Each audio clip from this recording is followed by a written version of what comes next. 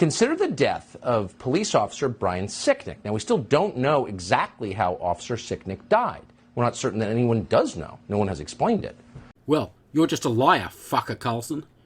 Try using Google. In 20 seconds, you'll know how he died and how it was explained by the Washington medical examiner. But don't believe me or Google. You should watch a news channel that reported all this over a year ago. It's called Fox News. But after reviewing the previously withheld video evidence, we can tell you with certainty that Officer Sicknick was not beaten to death by Trump voters at the Capitol. The tape shows very clearly Brian Sicknick walking through the building in apparent health after the media told us for 2 years that he had been murdered. And then you show a video with no timestamp of maybe Officer Sicknick as some pathetic proof he wasn't killed that day. The fact is, he was assaulted that day, clearly after the video you showed, and died the next day. This young, healthy officer was assaulted and died the next day of multiple strokes. In fact, this week, the White House trotted out both the press secretary and Joe Biden's attorney general, the attorney general of the United States, to claim not just that Brian Sicknick was actually murdered by Republicans at the Capitol, but that other officers were murdered too. It's almost beyond belief. Watch this.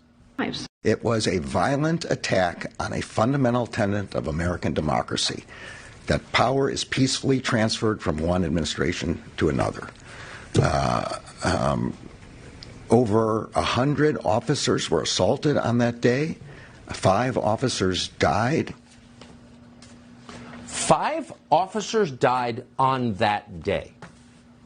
Now, that's just not some guy on Twitter. That's the Attorney General of the United States. That's a man whose honesty is central to his job. If you had a choice between IQ and integrity in an Attorney General, of course you would go with integrity because it's essential. But Joe Biden's Attorney General, Merrick Garland, is a liar. He just lied about something that is provably false. Let's watch that bit one more time. Over 100 officers were assaulted on that day. 5 officers died. 5 officers died on that day. Carlson straight up lied. Those words were never spoken by the Attorney General. Ever. Carlson cut him off mid-sentence and then put words in his mouth. Let's look at what the Attorney General actually said. Over 100 officers were assaulted on that day. 5 officers died. We have charged more than 1,000 people with their crimes on that day, and more than 500 have already been convicted. In fact, this is what he has said previously. 5 officers who responded selflessly to the attack on January 6 have since lost their lives. Who are these 5 officers who were, quote, killed that day? So, Carlson is trying to play down what happened on January 6th. He wants you to think the Attorney General is lying about the death of Officer Sicknick. Carlson wants you to think the Attorney General is lying about when the officers died. And to achieve this, he is the one straight out provably lying. So, what does Tucker Carlson think about lying?